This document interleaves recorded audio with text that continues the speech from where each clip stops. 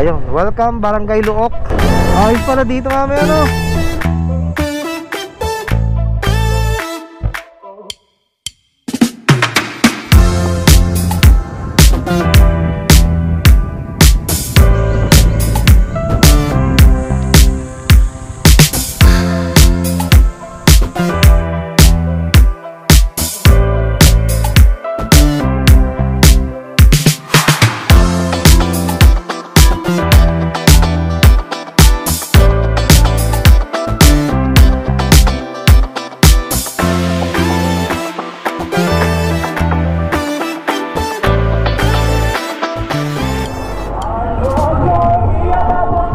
Lakas ng sounds.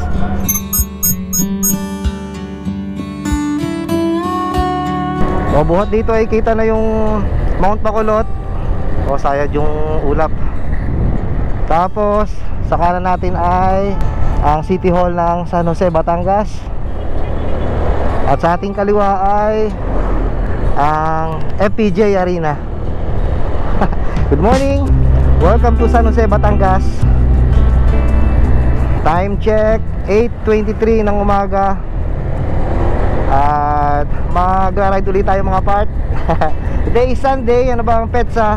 4/27 or April 27. Ilang araw na lang ay Mayo na. At mag-e-election na. Kaya kabi-kabila yung mga nadadaanan natin, ang mga may jingle ng kandidato. Napakaingay. Pero isa yun sa mga strategy nila kapag nangangampanya.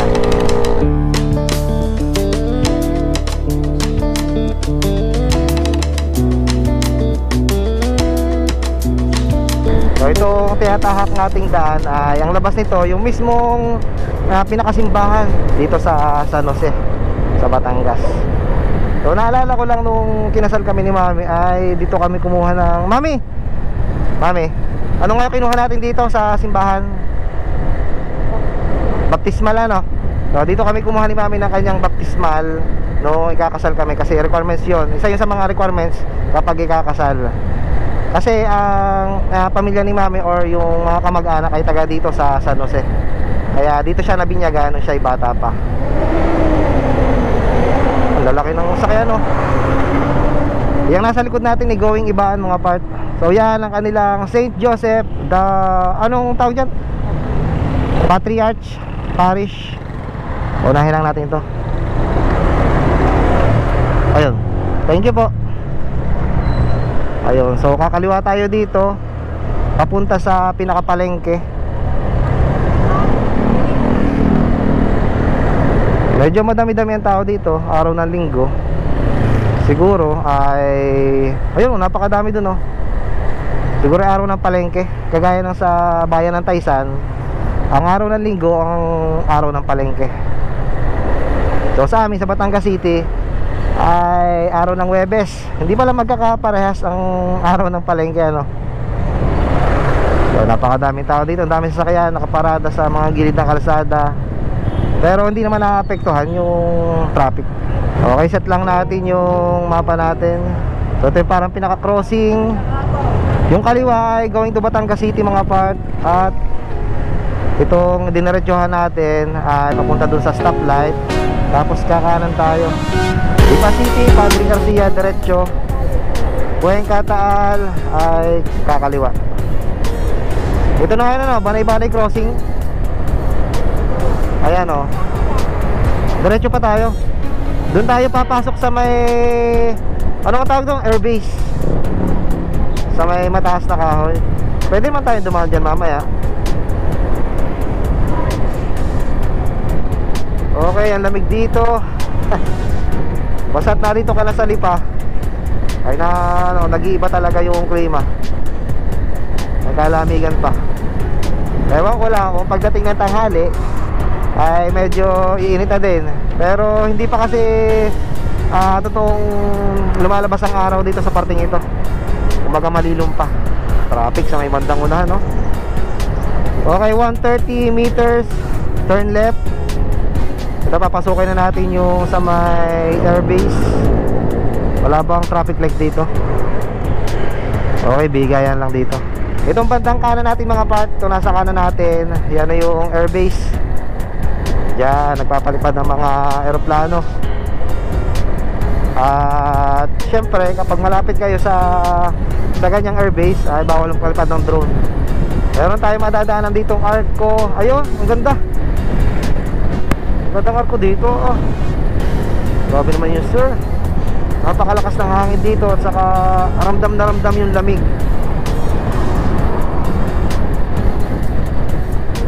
Ang ganda na. Okay, welcome to Mataas na Kahoy, Bayang Pinagpala. Napakaganda naman ang kanilang arko. Grabe naman yun, sir. Tumahabang diretso pa to, tapos kakaliwa.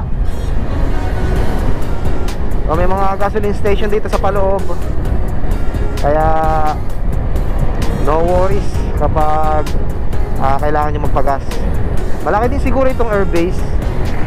Hindi ko lang masyadong dito sa aking mapa, pero aninag nyo mga part ngayon ang ating mapa. Di ba kung settings, para medyo kita nyo din. Parang pinakapoblasyon ito ng Mataas na Kahoy. Ano mami? Looban eh. Welcome Barangay 1.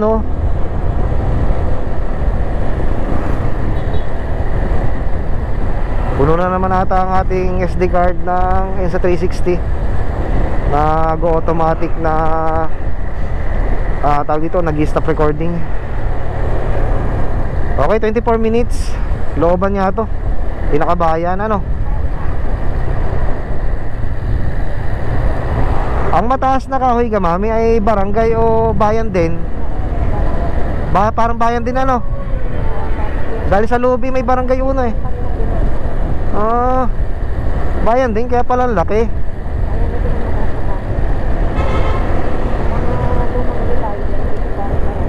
Ay oo. Dati ang alam ko, ang Mataas na Kahoy ay parte ng Lipa. Yung pala'y sarili to. Poblasyon nga to, itong pinasukan natin ito. So meron na lang tayong 10 kilometers. Aba, malayo-layo pa din. At malamig pa din yung dito, yung kumbaga simoy ng hangin. Yan Miss UBB. Ayos Miss UBB. Ang dami natin nadaan ng Walter Mark.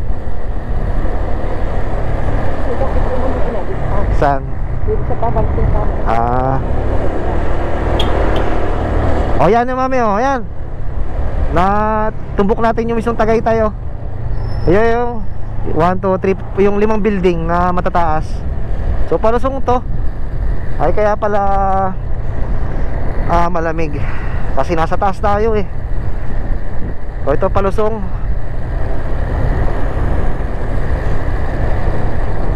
Mga pupunta dito sa Balete Baywalk mga part, ayan, ito ang ating dadaanan. Papasok tayo dun sa may airbase, kakaliwa kapag galing ang Batangas City or ng Ibaan or ng Quezon.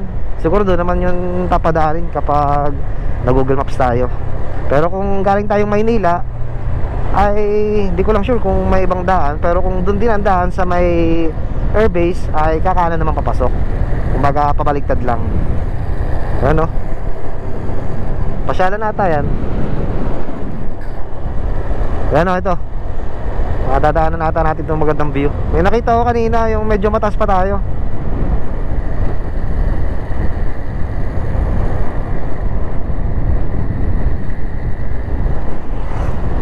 Kaya hindi pa masyadong kita. Overlooking eh. Parang subdivision ano. Itong lugar na to. Pababa tayo ng pababa. Ang taas nga pala nito ano.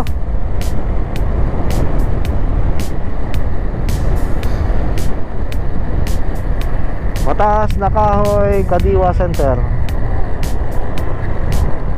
Ayun oh. Ayun ang bundok nga pala yan. Ay hindi, Makulot ay nadaanan natin. Dito sa kanang parte natin, ay kaluwang parte natin na Makulot. Malilito nga talaga ako dun sa Banahaw at saka sa Makiling, kung alin yung nakikita palagi natin.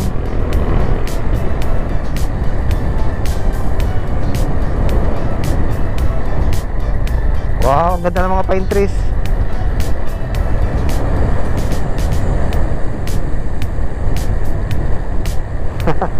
Ayos yan, ang ganda.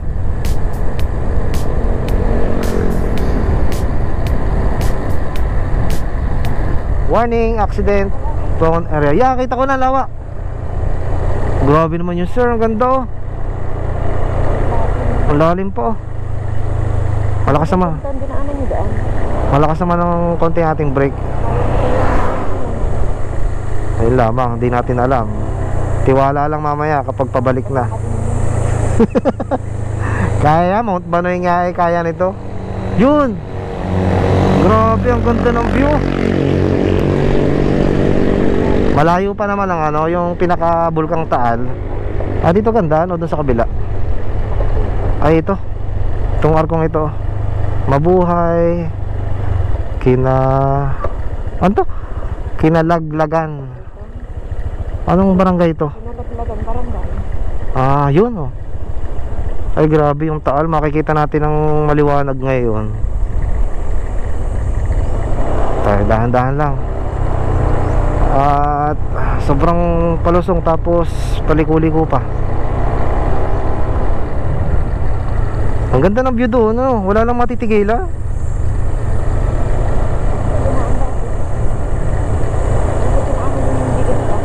Hindi. Ito sa diyang daan, ayan, kita-kita sa Google Maps, Nasa tamang daan tayo. Okay na, dito naman na tayo. Okay na, patag na. Mas matarik sa atin sa Mount Banoy. Kaya nga lang, ang hirap dito ay masyadong yung ang tawag dito, hindi siya masyadong matarik. Yung parang uubusin yung lakas mo pataas. Wow, yun ang bulkan, ganun pa din pala.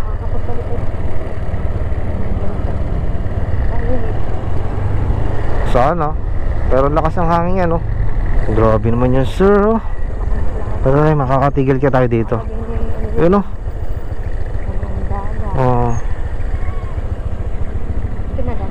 hindi pa. Kakaliwa tayo dito. Iba yan. Awan ko kung pasan yan. Pero dito ang daan, Yan,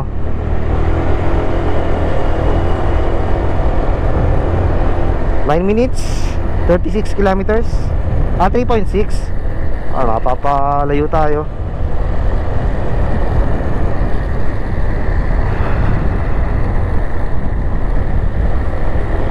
Okay naman dito. At medyo malamig-lamig. So kaya yung kaninang yung pakaliwa,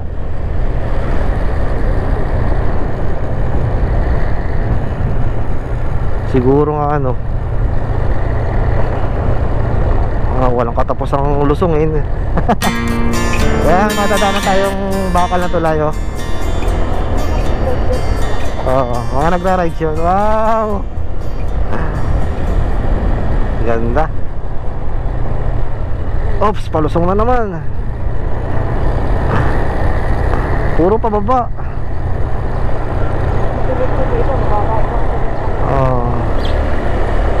Medyo na nga dito, yung parang may hulab. Time check muna, 9:07 ng umaga. At medyo sa parting ito, medyo may hulab na konti yung nararamdaman. Kasi mababa na to. May mga dadaanan ulit tayong tulay. Yun, naka GS. Ano kaya yung ganda dun? Ito na, nasa may parting kaliwa lang natin yung mismong lawa. Ganda ng view dun,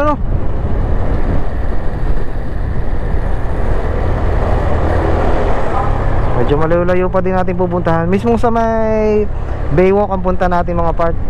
So mga nadadaanan pa natin dito ay mga resort. Ngayon ko lang nalaman na may mga resort sa paligid itong lawa.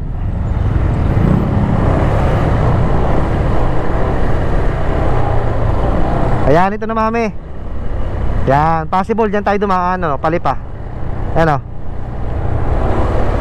Dyan tayo mamaya dadaan. Yan, o.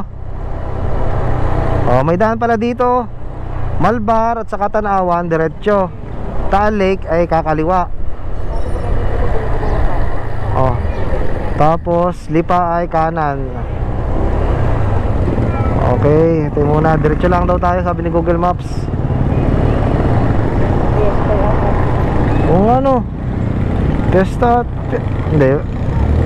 Fiesta o naka-fiesta? O magpe-fiesta? Maaling. O diretso pa tayo. Dikit-dikit halos dito mga Walter Mart, ano? Ay sa bagay, kada barangay kasi yun eh. Para sa atin yung dali. Okay, welcome Municipality of Balete. Bayan din ng Balete, ano? Kaliwa tayo. Okay. Tapos ay, pwede naman nata doon sa kabila. Ay, ganyan din. Parehas lang.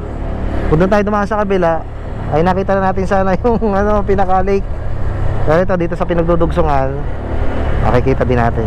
Okay, touchdown dito sa Lawa ng Taal. Dito tayo sa municipality. Municipality ba, mami, yun? Bayan na yan, oh. Bayan ng Balete. O, doon tayo pupunta sa malayong yon, doon pa. Yan, oh. Hanap lang tayo ng magandang pwestuhan doon. Sana pagdating natin doon ay meron tayong lilim. Oh, may mga motorboat.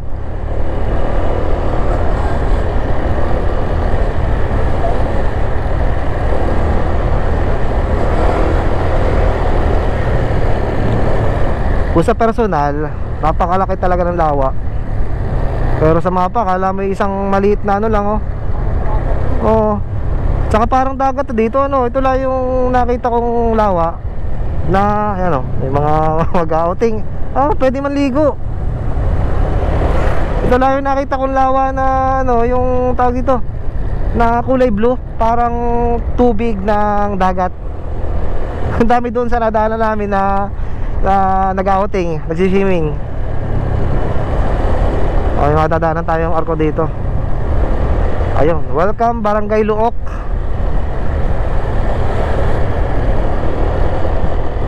Ayun, oh. Tapos may matadaanan tayo ulit na tulay na bakal.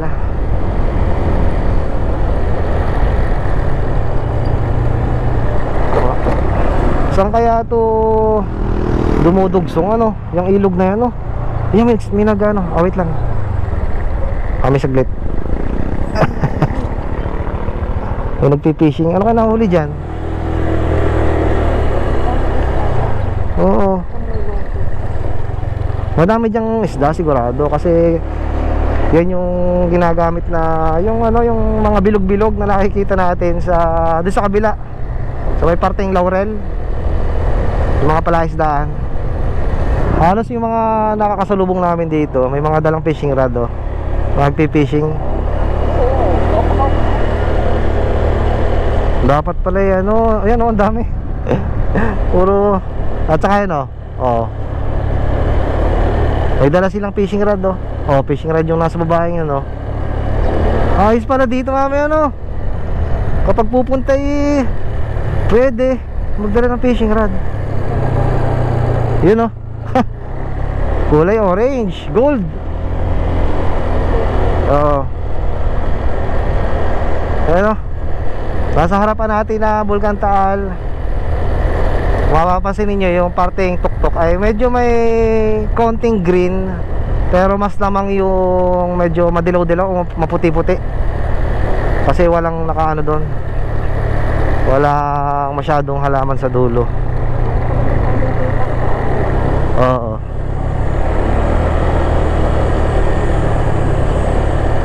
Tingnan lang muna natin ng parteng dulo.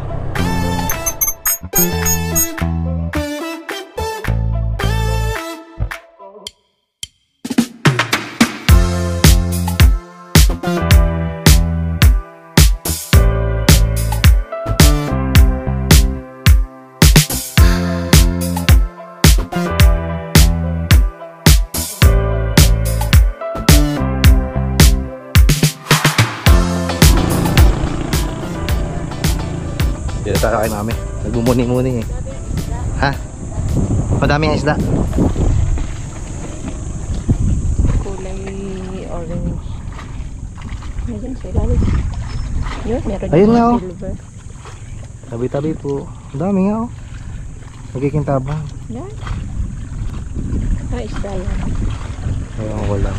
Kaya kapag nasa may San Nicolas ay maliputo. Siyempre isang ikot lang naman ito eh. Isang pinakabilo. Sa ilalim. Possible na may mga maliputo din dito. Ayan, nga rin mami. Tabi-tabi po. Orange.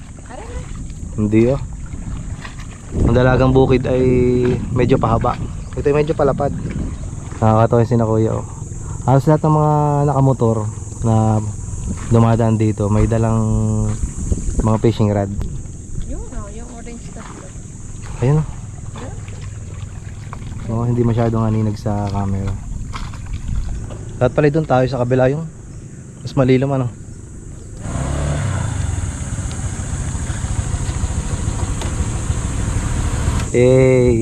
Napakaganda nga ni Blossom mo.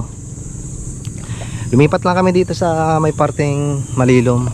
Ando kami kanina malapit sa may tent. Medyo inaabot na kami ng araw. Kumbaga inaabot na ng sinag ng araw. Tapos dito na medyo nasa ilalim tayo ng puno. Kaya medyo meron tayong lilim. So yung harapan natin. Iwan ko muna doon si mami. Nung kasagsagan ng pandemic ay saktong halos babagong gawa lang ito. Kaya napakaganda pa dati. Pero maganda pa din naman ngayon. Kaso may parte or may ilang parte ng pinaka itong ano ba tawag dyan? Yung pinakaharang ay merong mga may parting sira na. Pero ginagawa naman doon sa may parting unang doon oh. May backhoe. Inaayos nila. Dito pala kanina ko lang nalaman dahil may nabasa kami na yung pababa pa lang kami, yung namamaybay kami dito sa pinaka lake, may resort.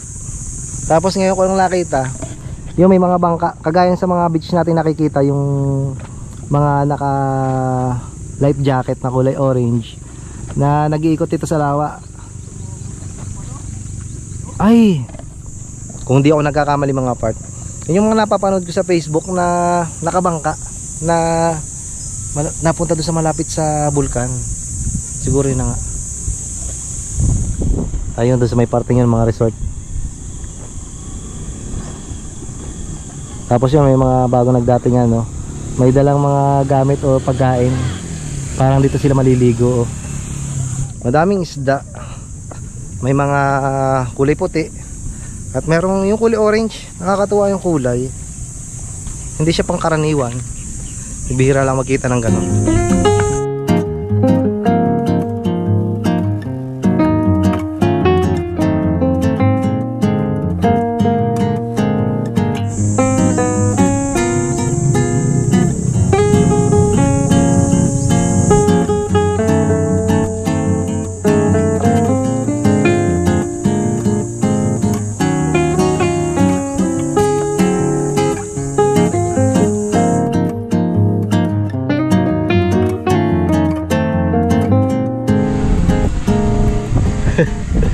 Lakas ng akin, no?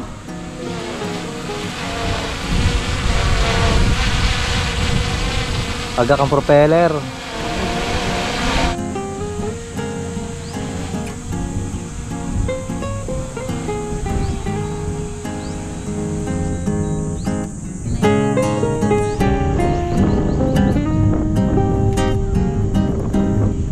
Sobrang lakas na ng hangin dito. Sinubukan kong magpalipad ng drone, pero hindi ko masyado napataas. Hindi ko kaya. Mismo talagang piloto na ang tatanungin. Madaming mga nagdadaanan, mga nakamotorsiklo. Parang halos nagkakarera. Pero mas madami pa din yung namimingwit. The best na oras na pupunta kayo dito ay umaga. Hanggang siguro mga 6 ng umaga hanggang mga 10. Abang oras na. Time check 9:49. So mag-alas 10 na ng umaga, pero dito sa aming nasilungan ay medyo lumalakad na yung sinag ng araw. Kagaya na sabi ko kanina, yun, nadun kami. Kung di kami umalis doon, ay siguradong mabibilad kami sa initan. Tatapat ko yung motor, huli. Ay hindi inabot.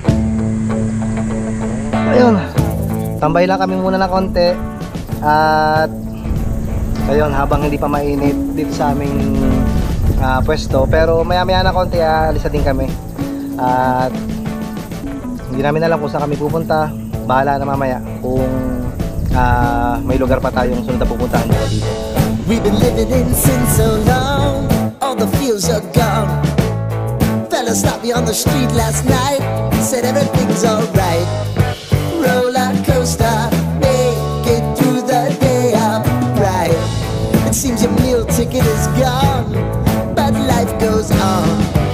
I could never imagine something better. Yeah, right. Now you're cooking on high heat in the middle of the street. Roller coaster, take me to a better